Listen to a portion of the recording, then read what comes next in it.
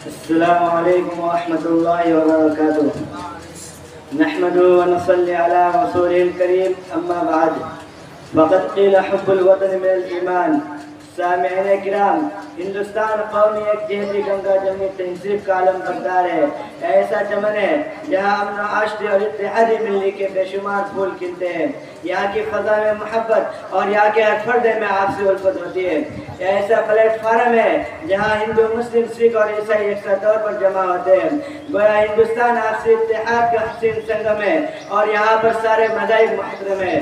سامعین محترم، ہندوستان میں جہاں دیگر ادیان و مذاہب کے لوگ قیام پذیر ہیں، وہیں پر مسلمان ہندوستان کی ریڑھ کی ہڈی کی حیثیت رکھتا ہے. یہ حقیقت ہے کہ ہندوستان کی تقدیر کو مسلمانوں نے اپنے خون و جگر سے سنوارا ہے.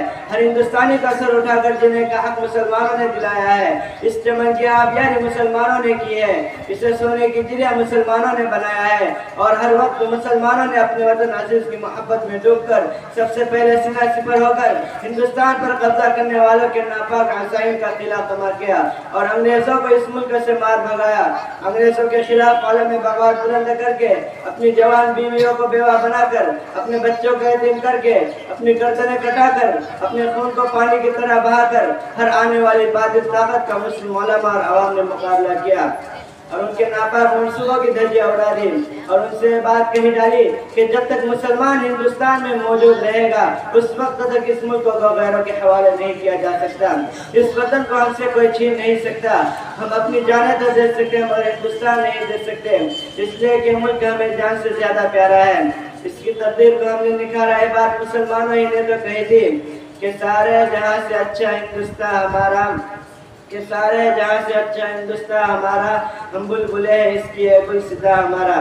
گرامی قدر حاضرین، مگر آج بڑے افسوس کے ساتھ یہ بات بھی کہنی پڑتی ہے کہ جس وطن کے خاطر مسلمانوں نے اپنی جانیں گنوا دی، بیویوں کو بیوہ اور بچوں کو یتیم کیا، اپنے خون کو پانی کی طرح بہایا، جس کی حفاظت کی خاطر اپنے گردنوں کو سولی پر لٹکایا، جس کی حفاظت کو اپنی حفاظت سمجھ کر انگریزوں سے مقابلہ کیا، آج اسی ہندوستان میں انہی مسلمانوں کا جینا دوبھر کیا جا رہا ہے. ان کے ساتھ ناانصافی اور بے وفائی کا برتاؤ کیا جا رہا ہے. ان کے جذبات و احساسات کو مجروح کر کے انہیں ناامید اور باغیند قرار دیا جا رہا ہے. ان پر بے جا الزامات عائد کر کے قید و بندی کی سزائیں دی جا رہی ہے. انہیں دہشت گرد قرار دے کر ان کی زندگی سے کھلواڑ کیا جا رہا ہے. میں پوچھنا چاہتا ہوں کہ ذرا بتاؤ کہ ہندوستان کو اتنا حسین و جمیل کس نے بنایا؟ مرکز توجہ بنا ہوا لال قلعہ کس نے بنایا؟ ہندوستان کی قدر قامت کی دلیل قطب مینار کس نے بنائے؟ جگمگاتی ہوئی جامع مسجد مکہ مسجد کس نے بنائے؟ ہر مقام پر موجود حسین جمیل اور بڑے بڑے قلعے کس نے بنائے؟ ہندو، مسلم، سکھ اور عیسائی اتحاد کا ثبوت دینے والا وہ چار مینار کس نے بنایا؟ ارے ہندوستان کے ماتھے کا سندور یہ تاج محل کس نے بنایا؟ آخرکار تم یہ کہنے پر مجبور ہو جاؤ گے کہ یہ سب مسلمانوں کی دیر ہے، مسلمانوں کی مرہون منت ہے. ان ساری باتوں کے باوجود بھی اگر تم انکار کرو گے تو ہر مقام پر قرآن آیت اور عربی تحریرات نقش ہے. لال قلعہ میں ہماری مسجد اور عربی تحریرات موجود ہے. قطب مینار قرآن آیت سے جگمگا رہا ہے. شاہجہاں کا وہ حسین تاج محل قرآن آیت سے منور ہے. سارے آثار و قدیمہ قرآن آیت سے بھرے ہوئے ہیں. اب آخر میں تمہیں کہنا ہی پڑے گا کہ یہ ساری چیزیں مسلمانوں کی وطن سے وفاداری اور بے پناہ خلوص و محبت کی دلیل ہے. پیارے دوستو، ان ساری باتوں کے باوجود ہم مسلمانوں پر ہی ظلم ہو رہا ہے.